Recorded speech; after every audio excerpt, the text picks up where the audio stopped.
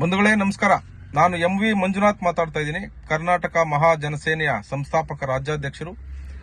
ಏನು ಇದೇ ತಿಂಗಳು 6ನೇ ತಾರೀಕು ಅಂದ್ರೆ ಭಾನುವಾರ ನಾವೆಲ್ಲರೂ ನಮ್ಮ ಸಂಘಟನೆ ಹಾಗೂ ಇನ್ನಿತರ ನಮ್ಮ ಸ್ನೇಹಿತರೆಲ್ಲರೂ ಸೇರಿ ಧರ್ಮಸ್ಥಳಕ್ಕೆ ಹೊರಟಿದ್ದೀವಿ.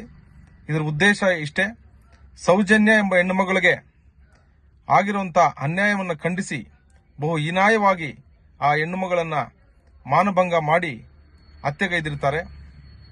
ಆ ಕೇಸಿನ ವಿಚಾರವಾಗಿ ಮರುತನಿಖೆ ಆಗಬೇಕು.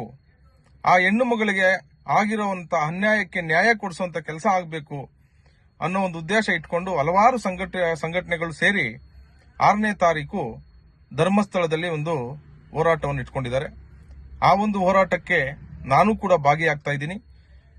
ನಮ್ಮ ರಾಜ್ಯದ ಪ್ರತಿಯೊಬ್ಬ ಹೋರಾಟಗಾರರು ಕೂಡ, ಅದು ಜಾತಿ ಪರ ಆಗಿರಬಹುದು, ಧರ್ಮದ ಪರ ಆಗಿರಬಹುದು, ಸತ್ಯದ ಪರ, ಪ್ರತಿಯೊಬ್ಬ ಹೋರಾಟಗಾರರು ಕೂಡ ಈ ಒಂದು ಹೋರಾಟಕ್ಕೆ ಕೈ ಜೋಡಿಸಿ ಸೌಜನ್ಯ ಹೆಣ್ಣುಮಗಳಿಗೆ ಆಗಿರುವಂತ ಅನ್ಯಾಯವನ್ನು ಖಂಡಿಸಿ ಮರುತನಿಖೆಗೆ ಆಗ್ರಹಿಸಿ ಪ್ರತಿಯೊಬ್ಬರು ಕೂಡ ಆ ಹೆಣ್ಣುಮಗಳಿಗೆ ನ್ಯಾಯ ಕೊಡಿಸೋ ನಿಟ್ಟಿನಲ್ಲಿ ಕೈ ಜೋಡಿಸಬೇಕಂತೇಳಿ ತಮ್ಮೆಲ್ಲರಲ್ಲಿ ನಾನು ಮನವಿ ಮಾಡ್ತಾ ಇದ್ದೀನಿ. ನಮಸ್ಕಾರ.